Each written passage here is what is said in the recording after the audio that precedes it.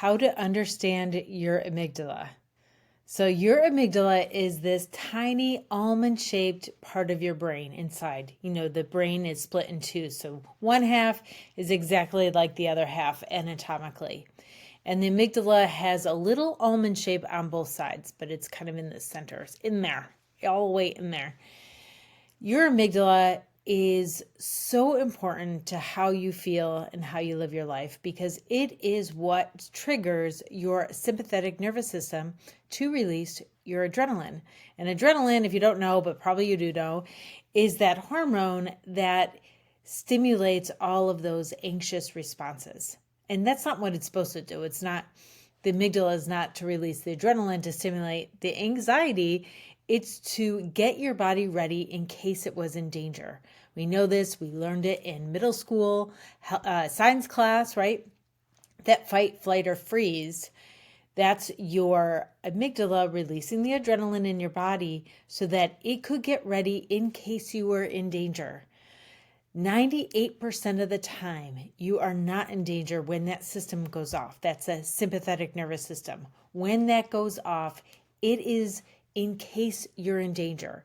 If there's anything that might be threatening around or anything relating to anything in the past that might have been threatening, your amygdala is going to release. And let me just tell you a little bit about it because in this episode, I'm going to use this episode as a training for how to understand the amygdala, how to reset the amygdala, and what I mean is how to untrigger it. Once an event triggers it, I'm going to explain that. I'm going to teach you in this episode how to untrigger it. And this is a trauma-informed training because mostly when our amygdala has a trigger, it usually came from some kind of trauma in our past. And it could be small t trauma. Let's define trauma. Trauma is when your emotions are overwhelmed. Any event that you're experiencing or that you're thinking about, because there's secondary trauma, any event that you're experiencing yourself or watching or thinking about, and your senses are overwhelmed, your five senses, like your sight, your hearing, your feeling, your emotions are overwhelming in that moment. What happens is there's functions in your brain that turn off the hippocampus, which stores our memory, right? Which processes memory. Stories, I'm using story as a verb. It creates a story, and that way it processes a memory.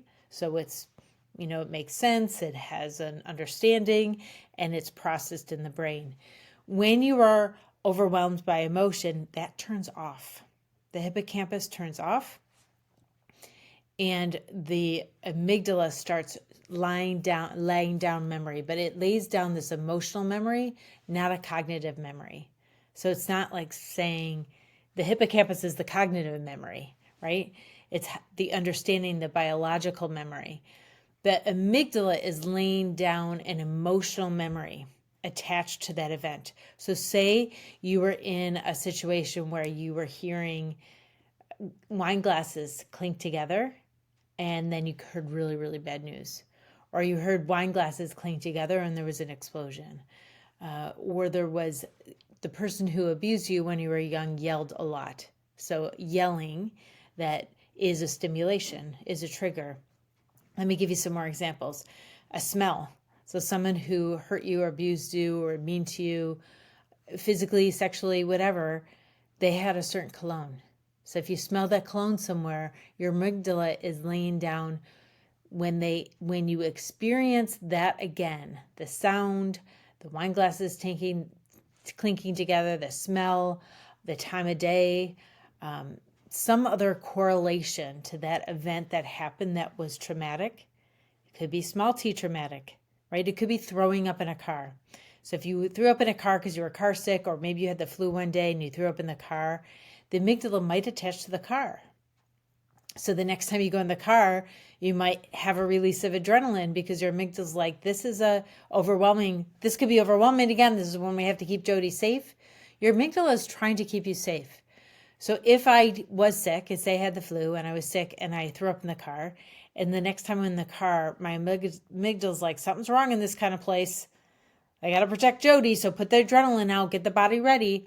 Because that adrenaline, when I said those anxious responses, that is actually things that you could do to keep yourself safe if there was a real threat, a real physical threat to your body. So it conserves the energy from digesting food, so it could put it to your large muscles so that you could run away or fight the threat. It gives you tunnel vision so you could really focus. It puts a lot of energy into your prefrontal cortex so you could analyze the situation and make decisions really quickly about what to do. Makes you find the problem and analyze the problem. What are the other things that adrenaline does? It makes you hot so that your muscles are warm so that they could fight or run faster. When your muscles, that's why when you exercise, you know how you warm your muscles up and then they're better. Your adrenaline is going to warm your body up so that your muscles could work better. All of that stuff. Sometimes you feel numb. That's, again, trying to get your muscles all the energy that they can. You start breathing heavy and your heart rate starts going. Again, that's getting oxygen to your muscles. So all of these responses to the adrenaline is really about keeping you safe. So if you have an event, even if it's a small T trauma, and some of these traumas that you've had in your life are big T traumas, so it's the same. When our emotions are overwhelmed in a situation, our amygdala starts laying down memory, and it's going to lay down emotional memory, so an emotional attachment to that event. So wine glasses clinking together, some yelling or some smell. It connects the emotional memory. And this is why, is because the emotions are faster, right? Our cognitions, our thoughts, our autobiographical thoughts, our thoughts of like, this might happen, is too slow. And it has to rely on emotional memory because it's fast. And we want the adrenaline to release as fast as possible because if there was a physical threat, we want our body to be ready when our prefrontal cortex decides what to do. So this is why we talk about the amygdala. And this is why we understand the triggers of the amygdala, because after that event happens and this emotional memory is laid down, then every time you're in a similar situation and the amygdala is like, this is where we have to help Jodi. So my anxiety, y'all know that I've had anxiety. I wrote about it in my books. I didn't bring my books in front of me just now tonight. But I used to get around dinner time. This is back when I had it. At dinner time at 5 o'clock, because it became like this habit and the amygdala is like, this is when we have to protect Jodi. And the adrenaline would release. But obviously I wasn't in danger in those moments. I was just home with my family. But I had anxiety right around 5 o'clock every night. And then bedtime, same thing. I have a lot of clients who at bedtime, their anxiety goes up. There's a lot of reasons for that. Some of it's like your mind's clear. There's nothing to do anymore. It's not distracted. So you think about all the things. And sometimes it's a habit. Like your amygdala's like, this is when we have to protect Jodi. And you don't need it all of the time, right? Like we said, 98% of the time when your amygdala releases the adrenaline, your sympathetic nervous system releases the adrenaline, we don't need it. And we have to decide to turn that off. That's when so the amygdala, so let me just tell you the biology of it because I love this. I geek out about this stuff so much. And if you are on YouTube, you could give me a shout out, give me a question if I'm not making any sense or you want to know a little bit deeper.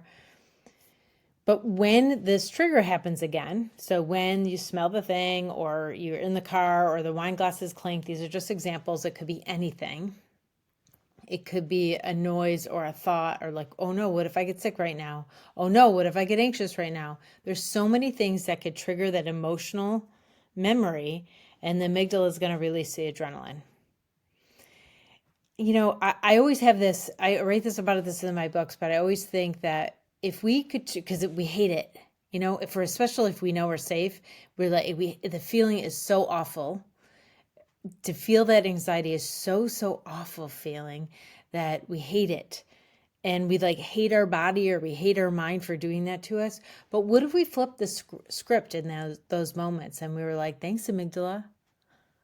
Thanks, amygdala. If I needed you right now, that'd be really, really great. But I don't need you right now. I'm safe. You're gonna hear that again and again in this episode, because that is gonna be the key to what we're doing here. But we have to do a couple things first. So let's understand what happens when there's that trigger. The amygdala is like, send out adrenaline, right? The emotional memory comes on. We send out before anything else. It's like nanoseconds. It's where our body's there. That's why it feels like it comes out of the blue. When we have anxiety, it feels like it comes totally out of the blue. That's because it's emotional memory, and it happens before you're even aware of what's going on. Then the amygdala sends a message to the prefrontal cortex, and it says, okay, something's wrong. Go find out what's wrong and decide what to do. So it like hands off. It's like the baton gets handed off to the prefrontal cortex, and the prefrontal cortex looks around to see if there's safety or danger or whatever, and what the problem is and how to fix it. In like human biology and evolution, what was supposed to happen is we're supposed to look around and be like, okay, I don't see any danger, but let's keep our eyes open and see what's going on. Or we see the danger, we decide what to do, we run back to the village, and we're safe from the saber-toothed tiger, right? And then we get back to the village, we say, oh my gosh, you can't believe it. There was a saber-toothed tiger and I ran and I thought it was going to get me. I'm here safe, and everyone's celebrating that you made it safely, and you're processing out the trauma. You're sharing it with the community, and you regulate again. The body regulates. Of course, you still might have some triggers, and the next time you go out in the woods, it might be a little scary. You might want to go with people. That's human. But what's happening now is that message from the amygdala to the prefrontal cortex says, okay, find out what's wrong. And what's happening now is the prefrontal cortex is looking around and is saying, I don't see any danger, but it feels dangerous. So keep pumping those hormones out. And we keep pumping those hormones out, but we don't need it because there's no danger. And then if our monkey mind, our prefrontal cortex, is looking for a problem, it'll find something. It's going to spin something. It's going to find something negative about, because there's so much in the world, and there's so much in our life that's crazy in the past, present, future. It's going to find something to feel threatened by. That's human. That's not you because you're crazy or negative. It's human. We have to counteract it all the time. Now, that message, if the prefrontal cortex says it's pretty safe here, but I don't know, I'll keep awareness. The message going back to the amygdala is not as strong because we don't need it for, this is what scientists have discovered. We don't need that for survival. So it's not as developed. That message from the amygdala, once it's triggered and sends out the adrenaline in our body, sends a message to the prefrontal cortex like immediately. Very strong. Because if it wasn't as strong, or when in human history it wasn't as strong, that person didn't survive, right? So it had to be stronger and stronger and stronger. But going back, we didn't need that to survive, so it never really developed as strong. So that means we have to do the heavy lifting. We have to do that self-talk. Everything's okay. I'm okay, right? Everything's okay. There's no danger around. We get triggered with our amygdala even when it's emotional. It feels like an emotional danger or the emotional threat. But the system was created, our biological system was created just for a physical threat. But the reason why it goes over, like bubbles over to the emotional stuff, is because we're social beings and we had to live in a community. And if somebody was mad at you and you got kicked out of the community, you were dead out there. You couldn't survive out there. So our brain, that is a danger trigger. In this day and age, it's not as much.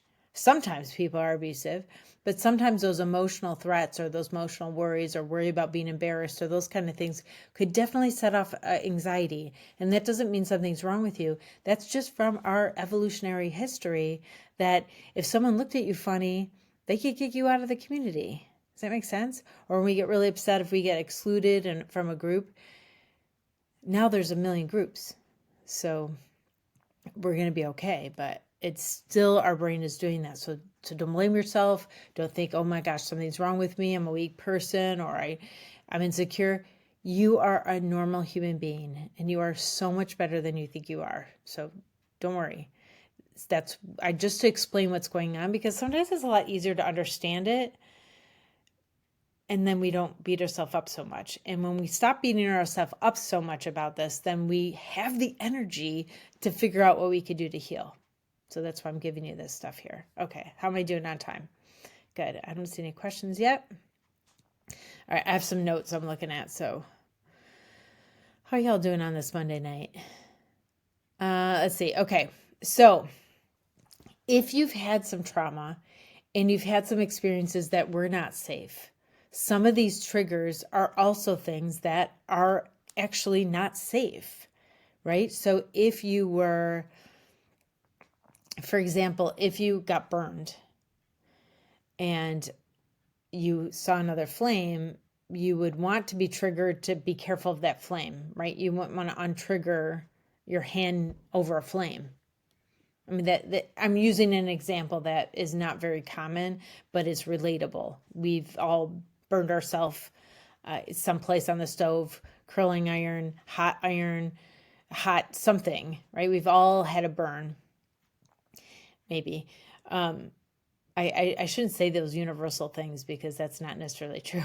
But anyway, if we had burned ourselves on a flame, then we'd be cautious next time there was a flame. And some of that's common sense, we'd be cautious. But sometimes if we had a really bad burn and we had an overwhelm of emotions because it was so painful or so overwhelming, we thought we lost our hand and we thought it was so gross or something like that, we could have had a big or small t trauma. And I'm saying that because I want to give respect to people who've had significant abuse or a horrible,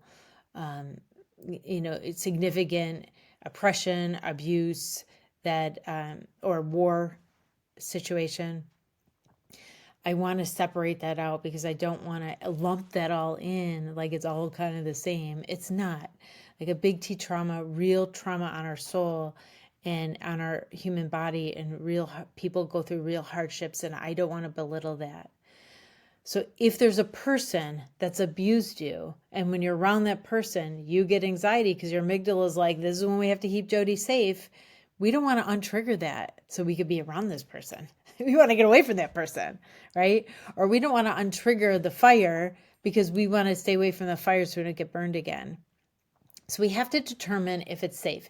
And like I said, 98% of the time this goes off, we are actually safe. So if we had the flu in the car one time, and then it's just a bother to every time we get in the car, we have anxiety. Or if we had an anxiety attack in the car sometime, we don't want to always have that anxiety every time we get in the car. And yes, we could debate like the relative safety of driving in a car because, accidents happen, but we're driving in a car all the time. And probably most of the people that are listening to me, but maybe not all. Maybe there's some cultures listening to me that don't drive in a car that often, but we're driving in a car all the time. So it's just really a nuisance and a lot of suffering if we have anxiety about the car. So we want to untrigger that. Okay, now I'm going to get to the meat and potatoes of this video. We're talking about how to untrigger now that you understand what's happening. And you're deciding that this is a safe thing, that I don't need, my amygdala doesn't need to trigger in this kind of situation because this is not universally a dangerous situation.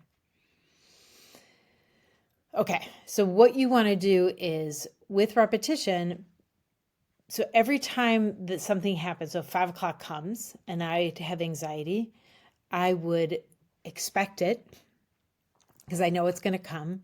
Let me give you another example because it'd be really nice. So I had somebody who was afraid to go to hair salon because they had a panic attack in a hair salon one time. And so they didn't want to go, they needed to get their hair cut, but they didn't want to go back. They were so afraid of getting, so you could untrigger that because it's relatively safe. Everything's relatively safe, right? It's relatively safe in a hair salon. Very, very small chances something bad would happen there. And so that's not something you need your amygdala to trigger about going to a hair salon. So if she wants to get over that trigger of going to hair salon and having anxiety there, then she would have to consciously plan and decide she's going to untrigger her amygdala about this thing. And then she would have to plan to go because it takes repetition. So every time you expect your amygdala to release the adrenaline and say, okay, amygdala, I'm going to go into this thing. Usually you try to help me here. I don't need you. I'm okay. So beforehand, you have that script. And then when you're there, when you start there and you might start to feel a little energy in your body, that's the adrenaline going, and you say, thanks, amygdala. If I needed you, this would be really great. Because it would be great. If you were in danger, it'd be really, really great. You could lift a car off somebody with this adrenaline, right? So it'd be awesome. But when you don't need it and just feel helpless, the anxiety is just suffering. So it's like, thanks, amygdala. If I needed you, that would be great. But I don't need you right now. I'm okay. And then you want to observe, you want to witness and feel like, oh, yep, I feel the adrenaline. Thanks, adrenaline, or thanks, amygdala. I don't need you right now. And then try to engage your mind in something else. Obviously, if you're at a hairstylist or something, you're sitting there for a while, so maybe you need to talk to her or him or them or play on your phone or something like that. Or something, plan something in your head. You have to try to engage your brain in something else so you're not just sitting there. But that is going to help. And then you want to make sure you're going. If you go to the hairdresser every like 3 months or something, it's pretty far in between, and you might be starting from scratch next time you go. It'd be helpful if you had a trigger that you wanted to untrigger. It'd be helpful to do it often. So let's say driving the car, driving over a bridge. Let's say, because that is a trigger for a lot of people, driving over a bridge. And it's something I could totally relate to. I don't like tunnels either.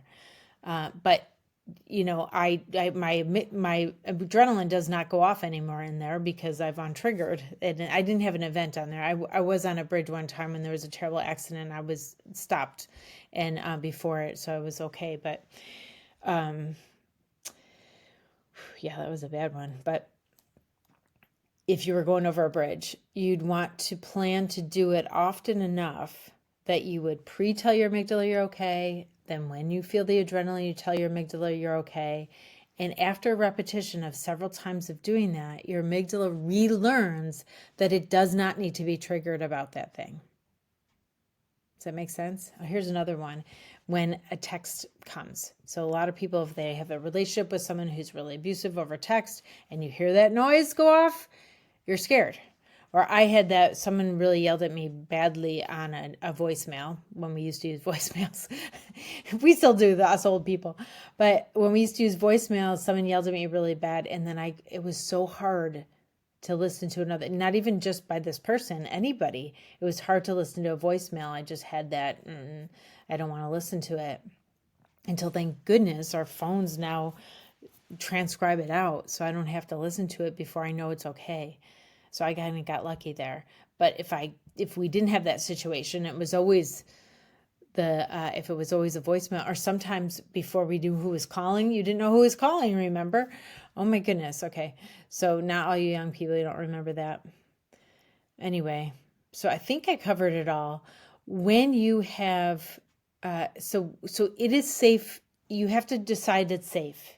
Because you don't want to untrigger it. Actually, I don't even know if you can. You don't want to untrigger it if it's something that it's dangerous. So if it's with that person that you cannot trust, we're not trying to trust somebody that's not trustable. Trusting.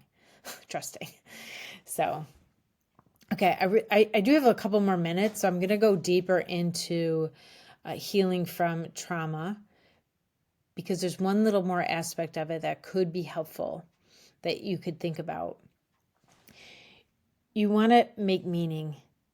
So when something is traumatic, it's also nonsensical. It overwhelms our senses, like I said, but it's nonsensical. It doesn't make sense. It doesn't really go along with what we understand of the world, like rightness or human kindness, right? That people are kind.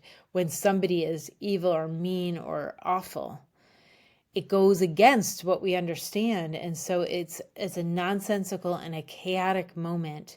And us as humans, we want order. We want order because we don't like chaos. We don't understand it. We feel helpless, hopeless, powerless when there's chaos, and we want order really badly. It's like as fast as we could get it, we're urgent for order in this kind of situation and after that kind of situation.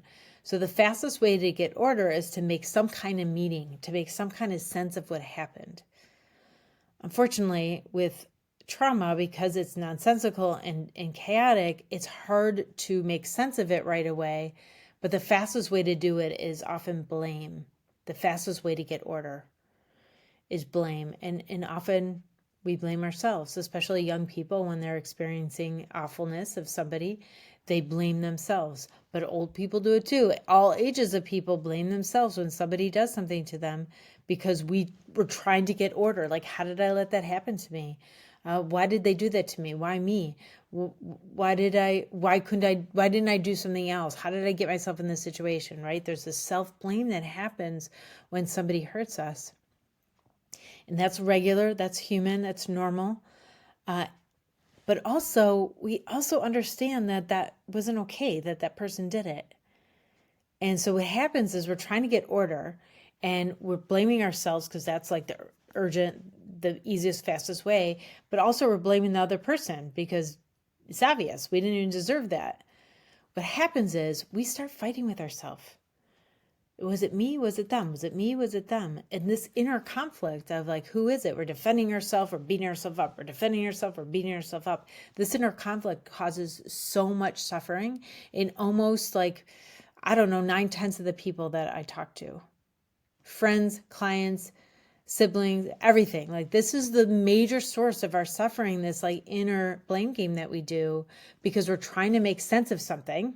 We're trying to make meaning, but we keep questioning it because our mind is a questioner. Our mind's going to keep questioning. Even if something makes sense, it's like, but what if it's like this? We're just going to keep questioning until we put that to bed or feel really confident about the meaning that we make. But when you've had trauma, it's really hard to be really confident about the meaning, because you're going back and forth with who's to blame and why did it happen, and this doesn't make sense, right? So another aspect of healing from that, and you could do this with a friend, a client, a counselor, me, somebody you could reach out to and get some help with this if you don't want to do it yourself. And get my books. Let me just get them from the shelf. I should have them in front of me. Okay. Get a copy of my books, because I explain this in there in quite depth, both of them. So this is the adult version, but anyone over 13 could read this book because there's no swear words or anything in it. And then this is like the teen version, which is a little bit more, has the voice for teenagers. But in that I talk about how to make meaning and finally make the decision and put to bed how to make sense of what happened. And this is a script again. These are my favorite scripts that I teach people. Thanks, Amygdala. If I didn't need you, it'd be great. I love that one. There's more, but I'll teach it at a different class. But this one is, it happened because we're questioning it. If we've had trauma, did it really happen? Was this as bad as I thought? Am I overreacting? Right? We are guessing at everything and second guessing again. So we have to say it happened. It's not okay, because we're questioning, did I do it? Is it okay? Did I deserve it? No, you did not. It happened. It's not okay that it happened. And it doesn't have to define me. It happened. So, okay. Am I missing something? I feel like I'm missing one. It happened. It's not okay that it happened, but it doesn't have to define me. I do explain in the book too why people do mean things. People do mean things all the time. Sometimes most people are mean because they don't like themselves, and it bubbles over and it gets onto everyone else around them, or they're so miserable, or they're defensive and so they're mean because they're defensive, or they feel guilty. Some people are just psychopaths and they're just mean because they like it and they get a kick out of it. So it's very common for people to treat other people bad. Sometimes it's not even intentional, and sometimes it's intentional, and sometimes it's trying to grab power. I mean, it happens all the time. So at this point in the world, when we see this happening all the time, people being mean to each other, we are still questioning, why is that person mean to me? Because people are mean. It has nothing to do with you. There's a lot of reasons for them being mean. So it happened. It's not okay that it happened, but it doesn't have to define me. So once you put to bed what the meaning And you'd have to decide consciously to take that as your meaning. It happened, it wasn't okay, but it doesn't have to define me. And your mind's going to be like, but, what if? Your mind's going to do that. Just be like, decided. You have to consciously keep going back and practicing. So once you decide something, this is the meaning, then when your mind questions, you say, oh, I knew you'd come back. Here's another script. I thought I wasn't going to tell you, but I am. The script is, oh, hi, questioning, whatever it is. I knew you'd come, or hi, anxiety, or hi, anxious thoughts. I knew you'd come back. Just have a seat. I'm busy right now. Right? We're not going to attach to them. We're just going to put them down. And the less you attach to them, the more you'll stop questioning. Like you'll stop. That questioning is attachment. Because you're trying to figure it out. You're like, you don't got it, you have to figure it out. And this is like, there's an attachment to this urgency of trying to figure it out. And so this process helps you not be attached and you really move on from that situation. So both of these things are huge. I mean, there's so many things I do with someone when I'm helping them heal from trauma, but these are things that you could start to try yourself. Get help though. You don't have to do this alone. We're social beings. Nobody's supposed to do any of this stuff by themselves. So you could get some support, and support could look like so many different things. It could be a group. I have a group. Could be a class that you take. It could be working one-on-one with somebody. It could be so many different awesome things. I mean, you could join a sit and knit class, and just having people see who you are and see you for who you truly are could be absolutely healing. In fact, that is the one thing that really heals. It could come in so many different shapes and forms, though. So, well, I hope this episode really made you see that you are so much more than you might think you are right now. I hope it gives you the tools to reset your amygdala, to understand the amygdala, to reset it, to untrigger your amygdala. And I am here every Monday at 8 p.m. Eastern. We go live, and sometimes I have guests. I have call-in guests too, and you can sign up to be a call-in guest on the show. Just go to jodieamon.com/live, jodieamon.com/live, and you can sign up to be live coached right here. I would love to have you. All right, well, I will see you next week, and until then, be present and let that you want to be shine through.